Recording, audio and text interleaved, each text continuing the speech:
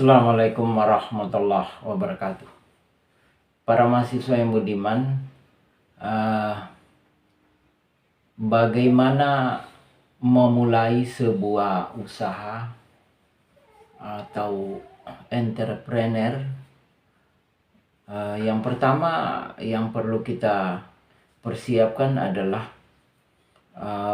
perencanaan usaha apa yang akan kita dirikan. Yang kedua berkaitan dengan modal, karena modal awal merupakan satu tanda yang akan menyebabkan usaha kita berjalan dengan baik, maju atau bertahan dalam persaingan global. Yang ketiga adalah berkaitan dengan tempat. Yang keempat adalah sumber daya. Yang kelima, bagaimana produksi itu bisa berproses, bisa dimulai dan bisa membuat satu kegemilangan lompatan produksi. Yang berikutnya adalah faktor pemasaran, apakah diminati oleh para konsumen atau tidak. Selanjutnya adalah persaingan di kancah pasar bebas. Kemudian yang terakhir adalah keuntungan, rugi dan laba yang menjadi bahan pertimbangan. Rekan-rekan sekalian, setelah terjadi pengamatan atau survei di lapangan, tentu kita telah membuat perencanaan atau planning dalam bentuk bisa tertulis, sebaiknya tertulis, konsep tertulis. Sebab kalau hanya bersifat imajinatif atau angan-angan, tentu tidak akan membuat satu kenyataan yang bisa kita geluti atau kita kurang bersemangat. Tetapi kalau sudah dalam bentuk konsep tertulis, perencanaan itu tentu akan semakin membangkitkan gairah atau semangat. Bentuk perencanaan itu atau planning tentu ditulis di kertas.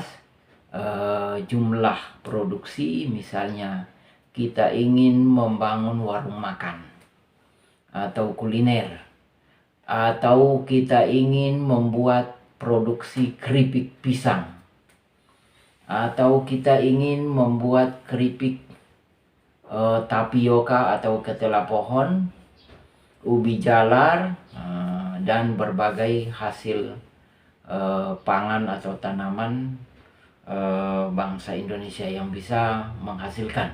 Dan hal ini bisa kita lihat di pasar. Mana yang menjadi rebutan, mana yang dibanjiri oleh para konsumen, nah itu sebaiknya itu yang kita rencanakan. Tetapi perlu diingat bahwa untuk memulai sesuatu usaha diperlukan ketekunan dan kecintaan terhadap bentuk usaha yang ingin kita dirikan. Apakah kita ingin menjadi pengusaha menengah yang bergerak di bidang kuliner, di bidang pemasaran, di bidang produksi, di berbagai jenis produk lainnya, yang pasti bahwa setiap kegiatan usaha kita tetap berpegang teguh pada prinsip ekonomi. Sekecil-kecil modal, sebesar-besar keuntungan. Nah, itu yang harus menjadi prioritas atau patokan. Mengapa terlalu banyak usaha kecil menengah? Bahkan pengusaha-pengusaha besar, big boss, mengalami kepailitan atau kebangkrutan. Hal ini disebabkan karena kurang ada perhitungan, target, serta terjadi pemborosan. Oleh karena itu, manajemen atau kepemimpinan sebuah perusahaan, sebuah wirausaha, sebuah wira swasta itu dibutuhkan manajemen yang sangat ketat. Nah, hal ini berkaitan dengan pengeluaran dana, biaya, kos yang akan kita rasakan tak kala mendirikan sebuah usaha atau wira swasta atau wira usaha. Rekan-rekan sekalian, yang menjadi ujung tombak sebenarnya dalam sebuah bisnis, apakah itu bisnis kecil, menengah, atau bisnis yang agak besar, kualifikasi di atas 500 juta, 700 juta, bahkan 1 miliar, adalah kejujuran dalam bekerja. Misalnya kita mendapat borongan atau dapat pekerjaan jasa ATK, alat tulis kantor, tidak bisa terlalu terjadi penyimpangan atau penggelembungan keuntungan, karena jika kita ingin bermain seperti itu, maka akibat yang ditimbulkan adalah kepercayaan terhadap pihak pertama atau pihak pemberi kuasa pelaksana proyek. Karena banyak terjadi di antara rekanan bisnis bahwa faktor kejujuran walaupun mengeruk keuntungan ratusan juta, tetapi bisa menyebabkan hilangnya kepercayaan dari pihak pengguna anggaran, pimpro, atau pelaksana pemberi penanggung jawab proyek. Rekan-rekan sekalian, sedikit tetapi berkah berdasarkan kejujuran jauh lebih menguntungkan, dan nama kita tidak tercoreng. Sebab apabila perusahaan kita telah cacat, maka hal ini akan merembet pada rekanan perusahaan lainnya. Hal ini tidak berpengaruh apabila kita hanya ingin bermain di usaha kecil menengah, misalnya warung kopi, tetapi kita memiliki 5-6 stand atau 5-6 tempat. Itu tidak ada pengaruh terhadap nama baik kita. Walaupun memang tetap bisnis seperti itu memiliki standar kejujuran ya.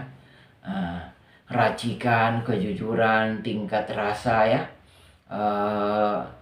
Nanti akan terjadi peningkatan pemasaran yang berkaitan dengan hasil yang kita akan peroleh setiap akhir evaluasi, apakah per bulan, apakah per triwulan, apakah per 6 bulan atau per tahun terhadap warung kopi yang telah kita geluti.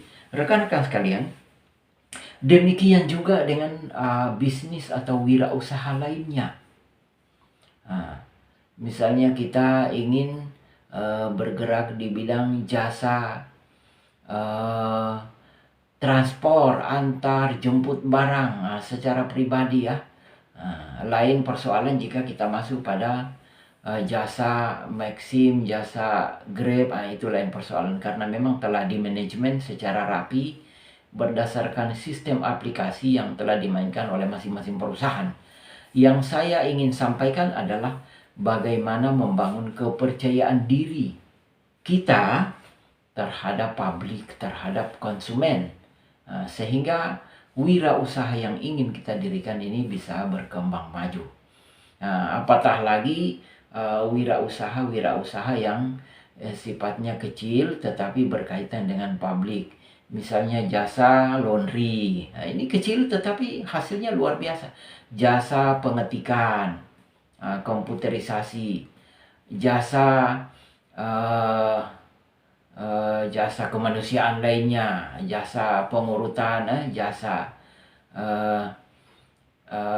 pengurusan berbagai administrasi perkantoran, SIM, STNK, pajak, dan lain-lain ya.